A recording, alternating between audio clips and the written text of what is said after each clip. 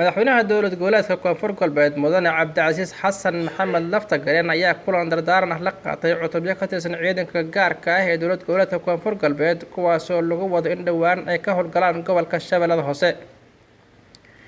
cutubyadan ka tirsan ciidanka booliska oo muddo 6 bilood tababar ugu socday xarunta tababarka ee General Kahiye ayaa lagu wadaa in ay ka howlgalaan gobolada shabeellada hoose. ugu horeyntii waxaa halkaasi kula dardaarmay dhalinyarada taliyaha ciidanka booliska Soomaaliyeed tababarka ee General Kahiye oo soo qaatay tababar adigu naftaada aad goobjoog ahayd oo u soo xirtay iyagoo gaardinaya iyagoo wax bartay hadda waxaan u maleynayaa usbuuc 10 maalmood meelahaas ay hadda hal ku jireen waxayna sugayeen in la howlgeliyo. waxaan filayaa ciidanka marka tababarku u soo dhamaado oo la yiraahdo tababarkii waa la idin xiray waa marka la yiraahdo waa baramoosteen marka ciidankan waa ciidan soo baramoosay waa ciidan ila akhlaaqdooda ciidanka haya saraakiisha gacanta ku haysta isku mid noqdeen kuliyadda markay ku jireen iyo haddeer oo ay joogaan muxuu ahaa xarunta gaadiidka oo aanu tababar kale meesha ku furnay maadaama iyagu ay soo dhammaadeen adayna ku sugayeen waxyaabo yaryar oo ay sugayeenna adaa u iftiimin. madaxweynaha dowlad goboleedka koonfur galbeed oo dhankiisa ka hadlay ayaa u ballan qaaday cutubyada ka tirsan ciidanka booliska Soomaaliyeed in dowladdu ay ballan qaaday mushaarkooda iyo agabkooda isla markaana looga baahan yahay inay xoogga saaraan nabadgelyada gobolka shabeellada hoose.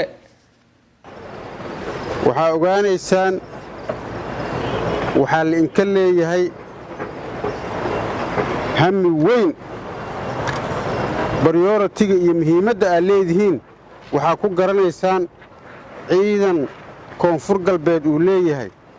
intaan kelix maaha ciidamo badan oo boliisa iyo militariga iyo nabad sugida iyo daraawiisha intaba yay leeyihiin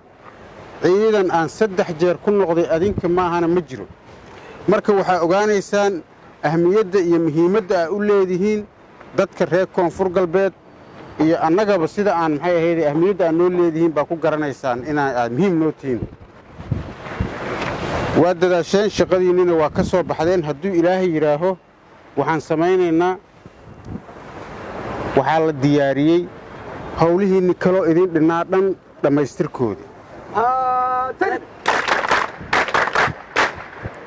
waxaa laydiin samaynayaa taliyaalkaa idiin imaanayo iyo wasiirka amniga nambarkii baa laydin siinayaa